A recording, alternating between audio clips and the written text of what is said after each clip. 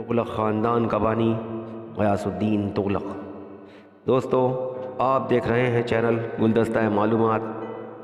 آج ہم ہندوستان میں خلجی خاندان کے بعد سلطان غیاث الدین تغلق کے ذریعے قائم کی گئی تغلق خاندان کی حکومت کا ذکر کریں گے۔ تغلق خاندان 1320 سے 1413 تک حکمراں رہا۔ تغلق خاندان کے 2 حکمراں بہت نامور ہوئے۔ سلطان محمد عادل بن تغلق شاہ، جو کہ ایک سختگیر حاکم تھا جس نے چند غلط اور ناممکن العمل اقدام کیے، مثلاً پایہ تخت دہلی سے دولت آباد تبدیل کرنا، اس کے علاوہ خراسان اور چین پر ناکام حملہ کرنا۔ سلطان محمد عادل بن تغلق کے زمانے میں مشہور عرب سیاح ابن بطوطہ ہندوستان آیا اور 9 برس دوسرا سلطان محمد فیروز تغلق اس خاندان کا سب سے ممتاز بادشاہ گزرا ہے، جو بہت منصف مزاج تھا۔ تمام زندگی رفاع عامہ کے کاموں اور علم کی ترویج و ترقی میں کوشاں رہا۔ بے شمار ہسپتال، مساجد، یتیم خانے، سرائے اور مدارس قائم کیے۔ بیکاری کو دور کرنے کی خاطر دریاؤں پر پل بندوا کر ملک میں نہریں کھدوائیں تاکہ زراعت بڑھے اور عوام خوشحال ہو۔ سخت سزائیں منسوخ کر دیں۔ سلطان فیروز شاہ تغلق کے بعد خاندان کا زوال شروع ہوا اور 1398 میں امیر تیمور بیگ گورکانی نے رئیسئی طاقت کا خاتمہ کر دیا۔ تیمور جاتے وقت سید خضر خان ابن ملک سلیمان کو نائب بنا کر چھوڑ گیا۔ گو آخری بادشاہ سلطان ناصر الدین محمود شاہ تغلق نے جلد ہی دہلی پر دوبارہ قبضہ کر لیا۔ دکنی زبان پر شمالی ہند کی زبان کا مستقل اور نمایاں اثر اسی دور میں ہوا۔ غیاث الدین تغلق بانی سلطنت تغلق کا نام غازی ملک تھا اور لقب سلطان غیاث الدین تغلق شاہ۔ غیاث الدین کا دور حکومت 1320 سے 1325 تک قائم رہا۔ سلاطین دہلی کے معروف میں تغلق خاندان بھی ایک خاندان تھا جس نے ایک طویل عرصے تک تخت دہلی پر حکمرانی کی۔ سلاطین دہلی کی تاریخ میں ایسے 2 بادشاہوں کے نام موجود ہیں جنہوں نے اپنی خواہش سے نہیں بلکہ حالات کی نزاکت کی وجہ سے بادشاہت قبول کی۔ ان میں سے ایک نام جلال الدین فیروز خلجی کا ہے اور دوسرا تغلق خاندان کے بانی غیاث الدین تغلق کا۔ تاریخ کہتی ہے کہ غازی بیگ یعنی غیاث الدین تغلق کو بادشاہ بننے میں کوئی دلچسپی نہیں تھی۔ وہ اپنی ذات میں مست تھا۔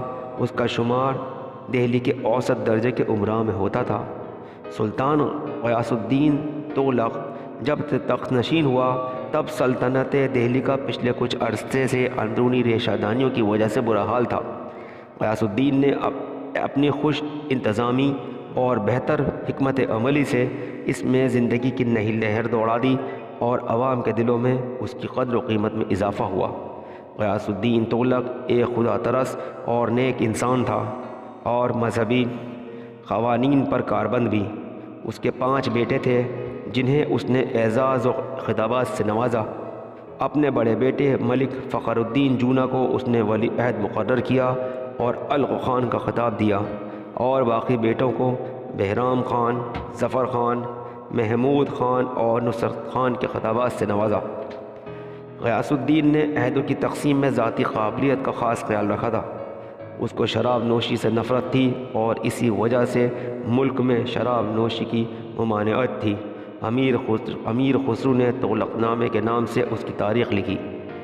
اس نے عوام کی مکمل تسلی کے لیے سلطنت کے معاملات کو باقاعدہ بنایا، قوانین میں اصلاحات کیں، عام فاضل شخصوں کی سرپرستی کی، عالم فاضل شخصوں کی سرپرستی کی اور سرکاری عمارات تعمیر کروائیں۔ اس نے دہلی میں ایک نیا قلعہ تعمیر کروایا جس کا نام تغلق آباد رکھا۔ اس نے مغربی سرحدوں کو مضبوط کرنے کے لیے نئے قلعے تعمیر کروائے اور کابل کے راستے پر چھاونیاں قائم کیں۔ ایک مہم سے واپسی پر کمرے کی چھت گرنے کی وجہ سے غیاث الدین کا انتقال ہو گیا۔ اس نے 4 سال حکومت کی۔ غیاث الدین تغلق 1320 میں تخت نشین ہوا۔ تخت نشین ہونے کے دوسرے سال ہی حاکم ورنگل لوردیو نے خراج دینے سے انکار کر دیا اور اس کے ساتھ ساتھ ہی دکن میں بھی کافی ابتری کا عالم پیدا ہو گیا۔ ان حالات میں بادشاہ نے الخان کو تلنگانہ پر لشکر کشی کے لیے روانہ کیا کہ جھڑپوں اور خون ریز لڑائیوں کے بعد لوردیو کو مجبور ہو کر قلعے میں پناہ لینی پڑی۔ محاصرے اور قلعے میں نقی زنی سے تنگ آ کر لوڈ دیو نے الخان سے معافی کا مطالبہ کیا اور اس کی خدمت میں بیش بہا تحفے بھیجے، مگر الغ خان نے قبول کرنے سے انکار کر دیا اور محاصرے اور قلعے کی فتح پر زور دیا۔ محاصرے کے عرصے میں زیادتی کے ساتھ ساتھ موسم میں تبدیلی کی وجہ سے فوج میں وبا پھیل گئی اور بہت سے سپاہی اس کی نظر ہو گئے۔ اسی درمیان فوج میں بادشاہ کی موت کی جھوٹی افواہ بھی پھیل گئی، جو کہ لشکر میں ابتری کا باعث بنی اور بہت سے سردار فرار ہو گئے۔ ان حالات سے فائدہ اٹھا کر ہندوؤں نے حملہ کیا اور بہت سے لوگ قتل ہو گئے۔ دہلی کے بادشاہ کے زندہ ہونے کی خبر کے بعد الغ خان نے اپنا باقی بچا ہوا لشکر اکٹھا کیا، جو کہ بمشکل 2 یا 3 ہزار کی تعداد پر مشتمل تھا، اور واپس دہلی آ گیا۔ سن 1324 میں لکھنؤتی اور سنارگاؤں میں حالات کی خرابی پا کر سلطان غیاث الدین تغلق نے الغ خان کو دہلی میں اپنا نائب مقرر کیا اور خود لشکر لے کر مشرقی ہندوستان کی طرف روانہ ہوا۔ سنارگاؤں سے مراد ڈھاکہ ہے۔ واپسی کے سفر میں بادشاہ کا گزر تربٹ کے علاقے سے ہوا۔ وہاں کا راجہ جنگل میں چھپ گیا۔ بادشاہ نے بھی جنگل میں اس کا تعاقب شروع کیا اور تعاقب میں جنگل کے درختوں کو کاٹنا شروع کر دیا اور دیکھتے ہی دیکھتے جنگل کا صفایا ہو گیا۔